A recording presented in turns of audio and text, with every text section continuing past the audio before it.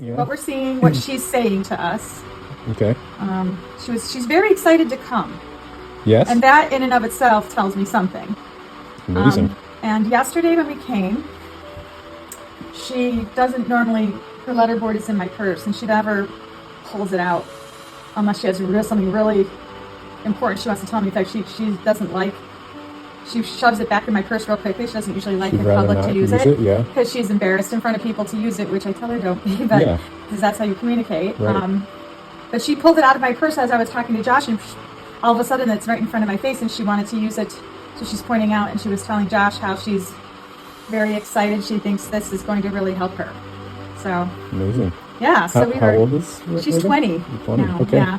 We've done a lot of other brain-related therapies that we feel have helped and got her to a certain place. We've done hyperbaric oxygen therapy for 10 weekends, and then we've been to a neuro-ophthalmologist. That doctor, the goggles helped her be able to use both hands, not just one finger to point at her letterboard or to type. Okay. Now she uses two hands. Okay. And also, Wow. we didn't Amazing. say anything to the teachers at school, but a month or so after she started wearing the goggles and the glasses, her teacher started telling us how much more language she had. Wow. So we know that there's a lot going on with the mind and the brain. And when I started researching this, after my in-laws got the handheld, I said, wow, there's more than just one research article about using this for individuals with autism, and there's one study about adults with autism from Boston General, a Harvard professor who's also a medical doctor at Massachusetts General. It won't hurt her, we're going to try it. Yeah.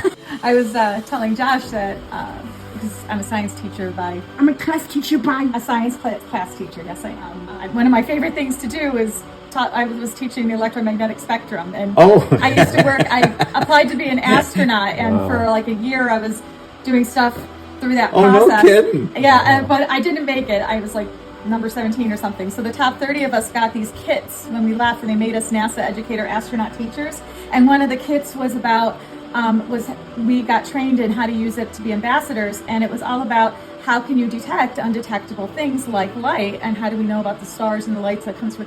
And so we would use like a solar panel and connect it to like a amplifier, so that we would use like UV lamps over it, or an infrared, like a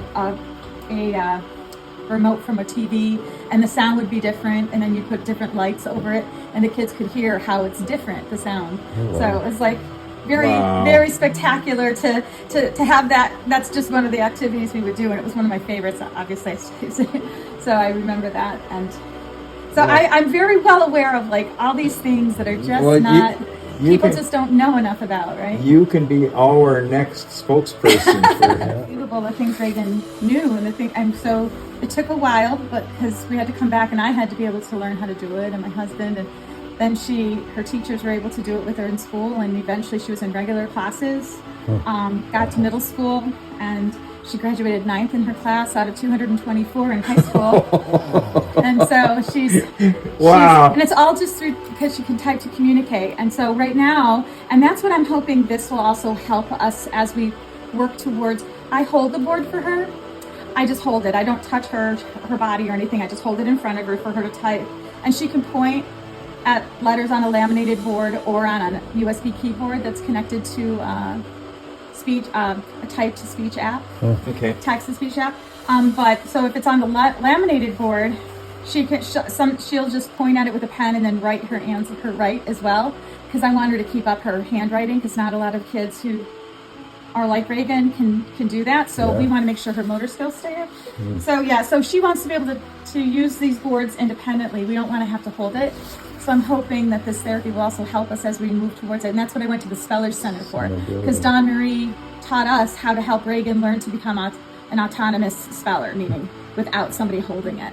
I was telling my husband how it's amazing how, as we, I've been praying because I've been feeling kind of stuck for months, like, what do we do for her? There's something else that can help us get her over the hump of things. And I don't know, God led us to you, so we're, if nothing else, we've met some other wonderful Christian brothers, and, and praying, and that's amazing. Okay. Are you good? You want to tell us anything?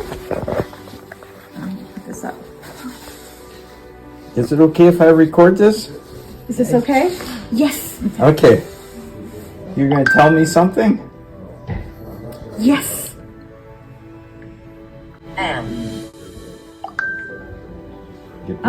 It's still squishy. Came into our lives. I am so blessed you came into our lives. Oh, hey. My wife is gonna I am love so this. blessed you came into our lives. I know.